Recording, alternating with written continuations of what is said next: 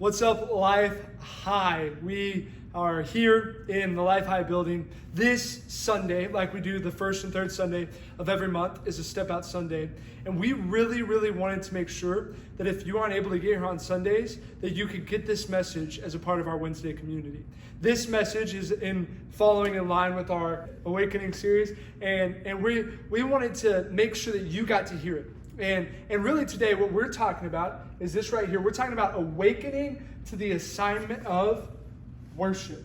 Awakening to the assignment of worship. Remember, in this series, we're talking about God making us aware of the things that He has for us to step into, aware of the gifts He's placed on the inside of us. We're asking God, open up our eyes to the path and the plan you have, not somewhere else, not someplace else, not someday else, not with somebody else, but God, open me up to the plans that you have right here and right now.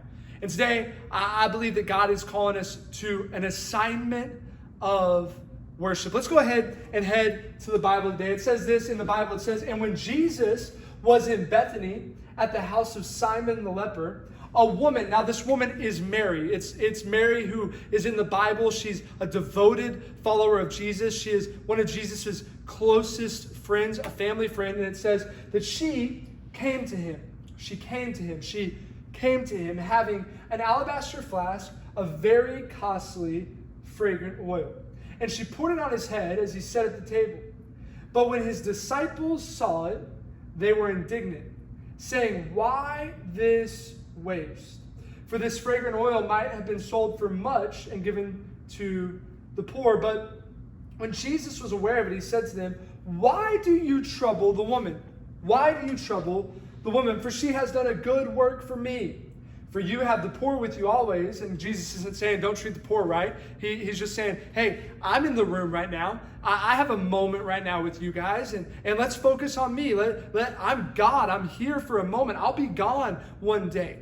And so he says, focus on me, for you have the poor with you always, but you don't have me with you always. For in pouring this fragrant oil on my body, she did it for my burial, meaning I'm about to go die. Jesus was in his last days. The Last Supper is about to happen. Judas is about to betray him. And Jesus is saying, she's preparing my body for burial. Assuredly, I say to you, wherever this gospel is preached in the whole world, what this woman has done will also be told as a memorial to her. I really want to focus on the assignment called worship. Have you ever had a hard time understanding somebody? A hard time clearly deciphering what somebody is trying to say to you? I went to the doctor a couple months ago, and my doctor, she's already a little bit harder to understand. She's a quick speaker, a soft speaker, and so she started quite a little hard to hear. But during COVID, these masks, now I'm not saying I'm against or for masks. I'm just saying, let's be honest, it's hard to understand people sometimes with these masks. I know we've seen the TikToks, right, where you say something inappropriate. Come on, let's not be doing that on TikTok. And then you act like you said something else because of the mask. The mask can block communication. It can block clear communication. It can be a barrier of communication with someone you're trying to talk to. And I was getting frustrated in the doctor's office. So finally, I was just asking key questions I knew were key, and I was letting her go and not understanding. I probably understood 25% of what she said. Barrier of communication with the mask. Sometimes in the house, with one of your loved ones or a family member, you're in different rooms and you're trying to scream at each other what you need to communicate. But since you're in different rooms, there's barriers known as walls, and you can't clearly understand one another. You know, if I was to have somebody go out of this room and preach a sermon and come back in and say, "Hey, what did I say?"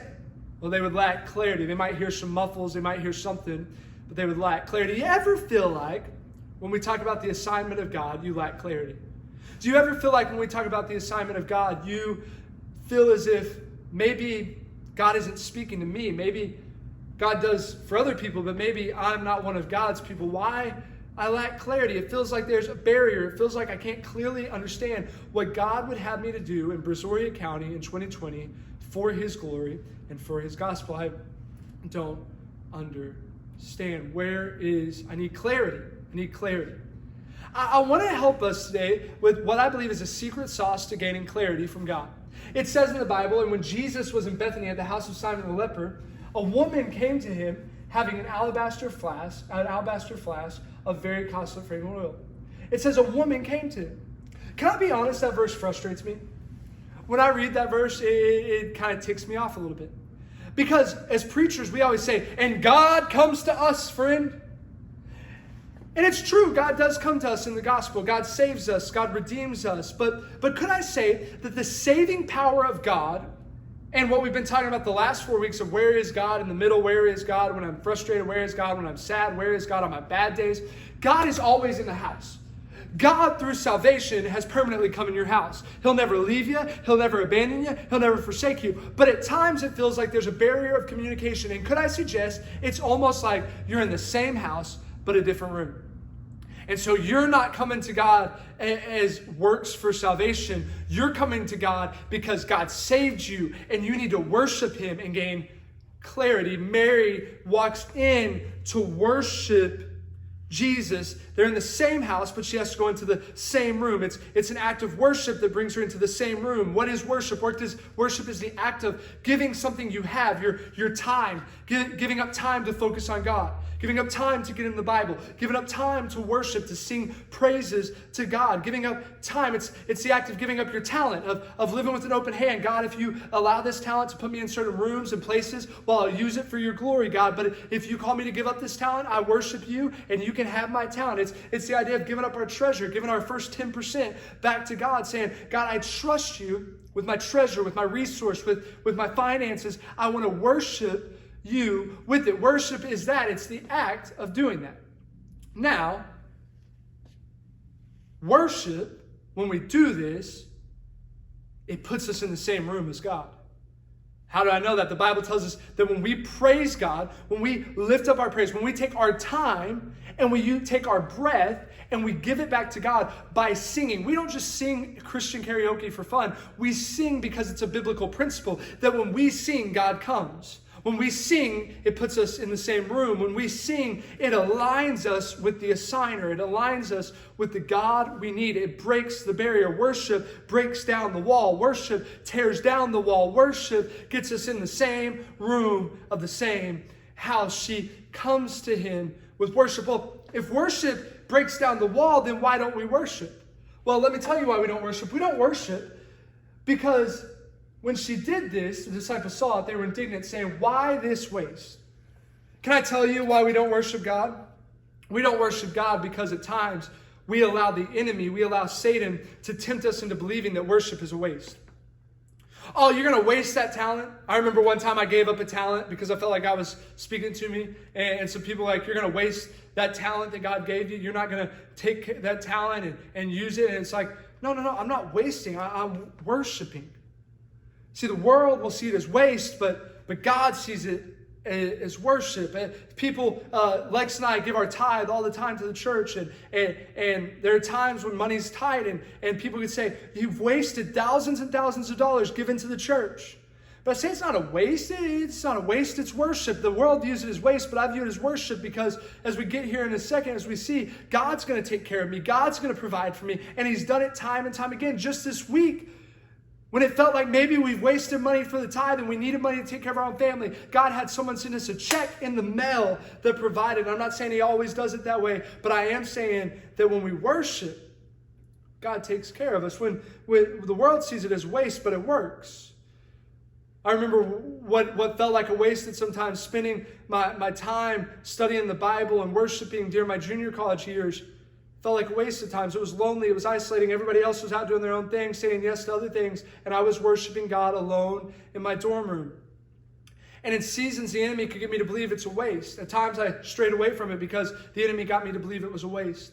But a few days ago, I get a call from a teammate telling me of how much those days he saw him and how God's working in his life. And can I tell you, what seemed like a waste in one season was a work of God in the next.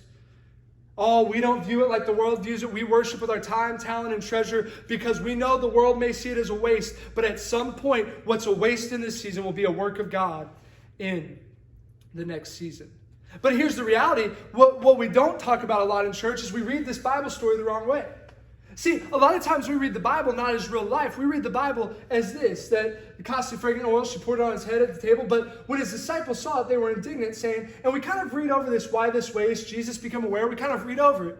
And then we go out, and what do we expect in our life? We expect, well, the preacher said that worship puts me in the same room as God. It gives me clarity. I'm going to worship God, and immediately I'm going to gain clarity. But what happens immediately in our story?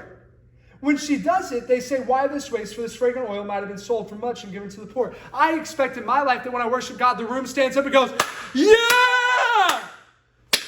Woo! That man, let's honor him, let's serve him, let's push him, let's promote him. But God says, well, worship will sometimes bring out the worst in people. Worship will take people you thought were friends and get them to talk about how you're a waste. Worship at times will make you feel small in the house, in the city, in the place that you call home.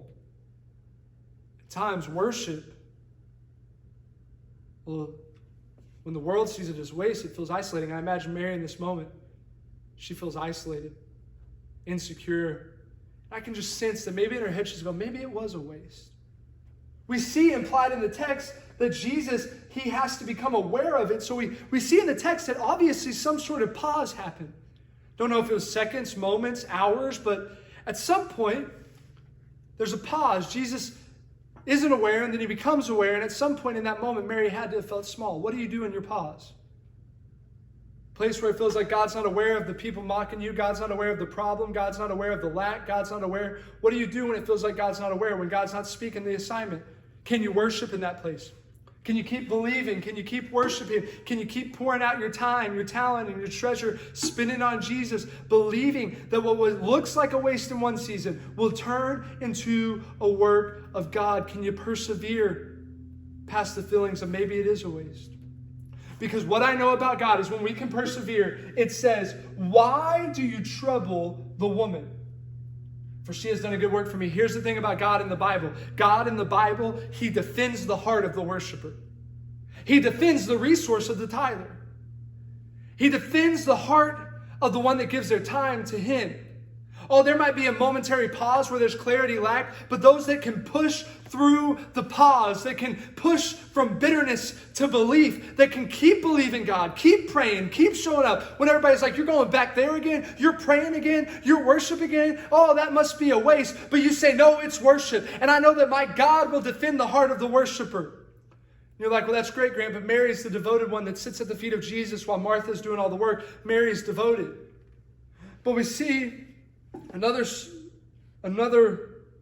one in the Bible where it says, then one of the Pharisees asked him to eat with him, and he went to the Pharisee's house and sat down to eat. And behold, a woman in the city who was a sinner, who was a prostitute, who was a rebel, who was not worthy of God. When she knew that Jesus sat at the table at the Pharisee's house, she brought a flask of fragrant oil and stood at the feet behind him, weeping. She began to wash his feet with her tears and wiped them with the hair of her head. And she kissed his feet and anointed them with the fragrant oil. Now when the Pharisees who had invited him saw this, they spoke to themselves, saying, this man, if he were a prophet, if he knew who she was, he wouldn't let her touch him. When Jesus answered and said, Simon, I have something to say to you. So he said, teacher, say it. There was a certain creditor who had two debtors. One owed 500 denarii and the other 50. And when they had nothing with which to repay, he freely forgave them both. Tell me, therefore, which of them will love him more? Simon answered and said, I suppose the one whom he forgave more. He said to him, you have rightly judged. Then, watch this. Jesus turns to the woman, faces the woman, puts his attention on the woman, turns his back to the ones calling it a waste, turns his back to the ones mocking, turns his back to the one ridiculing, turns his back on the pastors to address the woman. And he addresses the woman and says, do you see, or he addresses the pastors and says, do you see this woman? I entered your house and you gave me nothing. You did not anoint my head with oil, but this woman did. Therefore I say to you, her sins which are many are forgiven, for she has loved much. But to him who is forgiven little, the same loves little. Then he said to her, your sins are forgiven. Your faith has saved you. Go in peace. Oh, the sinner and the saint, they get in the same room of God when they have the heart to worship. God defends that person. God will defend you if you worship. You want to know your assignment? You're lacking clarity for your assignment in these days? Worship God, because you're assigned to worship. If you don't know what God's calling you to do what you know He's calling you to do. He's calling you to worship. He's calling you to align with His heart. Get in the same room as Him. And here's my question. Right after this story, in Matthew 26, we see Judas go out and selfishly look at what he can gain to betray Jesus. He seeks an opportunity to betray Jesus. This woman sought an opportunity to give of what she had to Jesus. Will your life be defined by seeking to give Jesus worship? Or will your life be defined by seeking to gain? One lady found intimacy with Jesus, found fulfillment for her soul, found out that Jesus was there on her worst days when her brother died and took care of the situation. One man ends up dead in a field via suicide. He ends up there because he looked at this life as something to gain. I can't waste this opportunity to betray Jesus. I've got to gain resource while I can. This lady said, I'm going to give my most expensive resource to the one who deserves it. Hey, we're assigned to worship. If you don't know what to do, worship. It'll put you in the same room as God. We love you. See you Wednesday.